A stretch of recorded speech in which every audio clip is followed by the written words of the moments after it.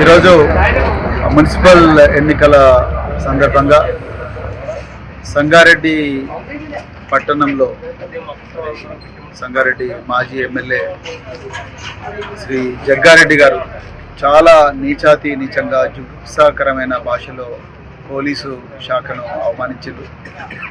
నిజంగా ఒక పోలీసు శాఖలో 26 సంవత్సరాలు పనిచేసిన ఒక అధికారిగా మాత్రమే కాకుండా మామూలు మనిషిగా కూడా ఆ భాష వింటుంటే చాలా చాలా బాధ అనిపించింది. రక్తం మరిగిపోయింది. నిజంగా జగ్గారెడ్డి గారు మీరు చాలా సీనియర్ రాజకీయ నాయకులు, ఎన్నో సంవత్సరాల నుంచి రాజకీయాల్లో ఉన్నారు. సంగారెడ్డికి ఎమ్మెల్యేగా పనిచేసింది. ఇప్పటికి కూడా కాంగ్రెస్ పార్టీలో యాక్టివ్గానే ఉంటున్నారు. మీ క్యాండిడేట్ను ముట్టుకుంటేనే మీరు సిఐని గాండుగాడు అంటున్నారు, నానా దుర్భాషలు ఆడుతున్నారు. ఇంకా హోంగార్డులను అయితే మీరు చాలా నీచంగా తిరుగుతూ ఉన్నారు. మీ అమ్మకు పుట్టినరా, నాయనకు పుట్టినరా, కొడుకులారా మీ సంగతి చూస్తా అని అంటున్నారు. అంటే యూనిఫామ్కి ఇచ్చే మర్యాద ఇదేనా? వీళ్ళు లేకపోతే మీరు నిజంగా తిరిగేవారా? మరి ఈ పోలీసులే లేకపోతే, వాళ్ళ బందోబస్తులే లేకపోతే మీ కాంగ్రెస్ వాళ్ళు తిరుగుతారు ఆ ఊర్లలో? మీ రేవంత్ రెడ్డి చేసిన మోసాలకు, మీ కాంగ్రెస్ పార్టీ చేస్తున్న దౌర్జన్యాలకు, అలాంటి గొప్ప త్యాగాలు చేస్తున్న డిపార్ట్మెంట్ను పట్టుకొని నువ్వు సిఐని గాండుగాడు అంటావా? హోంగార్డులనేమో అమ్మనాయన గుట్టిండ్రా అంటావా? మీ సంగతి చూస్తా కొడుకులారంటావా? ఏం భాష అది?